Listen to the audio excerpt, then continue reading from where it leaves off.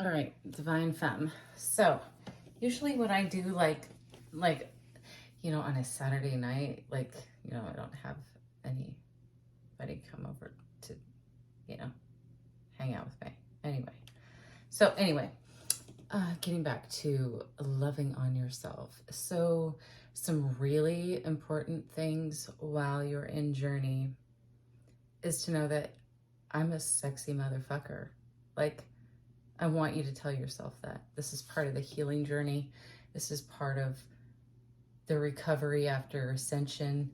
Um, this could be some of your childhood wounds telling you that maybe you need a man to sort of make you feel like you're not missing something. And so when you're manifesting and you're already coming from a place of missing something, you are not going to get what you want.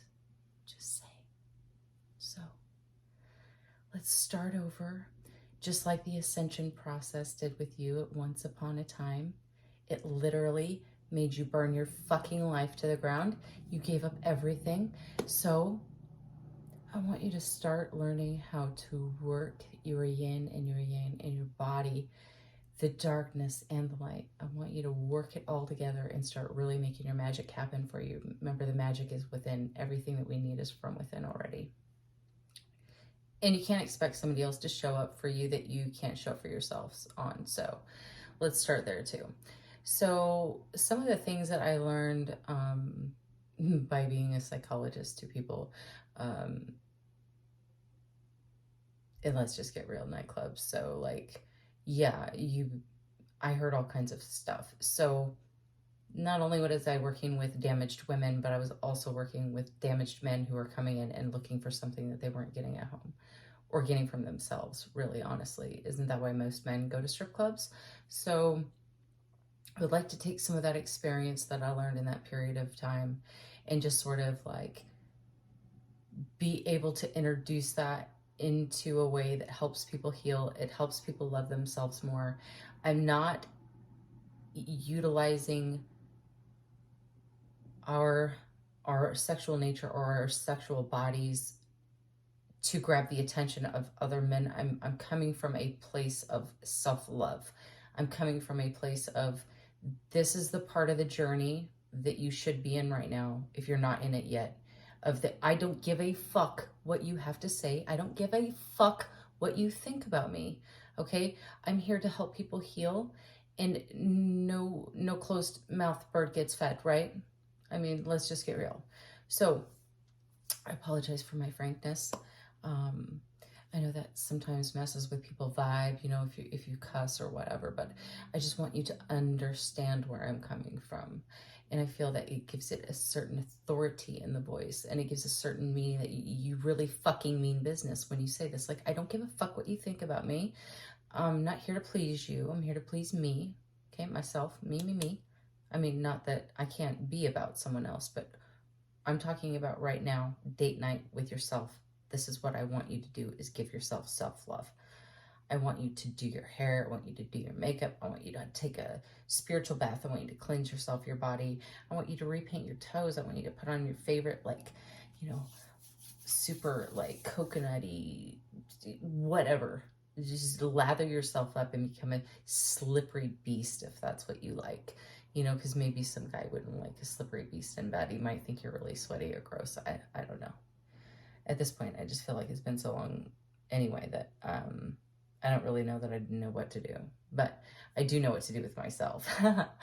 So let's get to it. I do like to put music on to get myself in my mood, and it just means that you're taking appreciation. Like, hey, if you can't touch yourself like this, what makes you think you're going to be able to be comfortable in a bed? And I'll tell you, men, if there's any men listening, which I'm not gearing towards men, although they're going to just naturally follow because that's what they do. But where was I going with this? Damn it. So that's what happens sometimes too. I do channeling too when I'm going through this motion, because I feel like the spirit just really wants me to really be in that open place, that vulnerable place where I'm sharing my story. I'm sharing my testimony. I'm sharing where I've been. I'm sharing where I've come from. And it's coming from a place of love. And this is where I'm at in my journey. And I want to share it with you. I want to be open. So, you know, when us as women have been abused by men, or we have been taken advantage of by men, or, and I'm not saying that men can't go through this too, but women especially, the men that are going into the strip clubs, they're probably your husbands or the guys that you used to be married to. And in that place of darkness, often lies a man that feels rejected. So the woman, I'm not saying that you're the problem, but we all have to take accountability for the things that we bring into our relationships.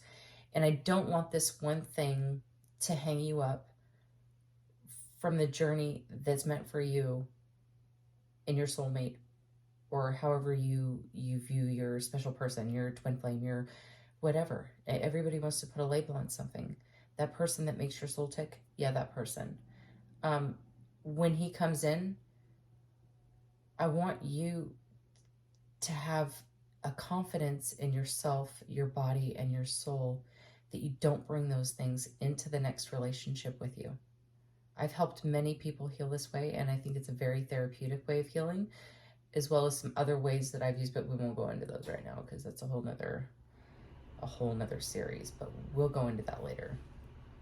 That will get worked into the food series and how we use food to help our bodies spiritually heal. So, I'm going to post this much so far because I think you know where we're headed with this, right? So it's all about just getting cozy in your own skin. I don't care what your body looks like.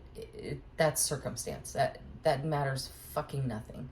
Okay, especially when you're manifesting. Like, circumstances don't matter. It's a frequency, it's a vibrancy, and it's a way that you feel from within that reflects the things that you start attracting to yourself. And I want it to become such an automatic that when you walk into a room, people are automatically just enraptured by you. Like, I could be wearing a paper bag on my head. I'm in work boots, dude, and I've got no makeup on. I've got a fucking beanie on. You can't even probably tell that I'm even a chick half the time. And I walk into Starbucks and every single person in the room turns around and looks at the door. And it's that, and it's not a looks thing, obviously. It's a presence thing. It's a frequency thing. So maybe I'll let you sit with that one for a minute, and then maybe we'll go into something a little deeper, a little bit more sexy, and I'm gonna get your sexy back, girl. Like, Stella got her groove back. You know, you're like, hey, yeah, that girl. We're gonna bring her back. See you guys in a bit.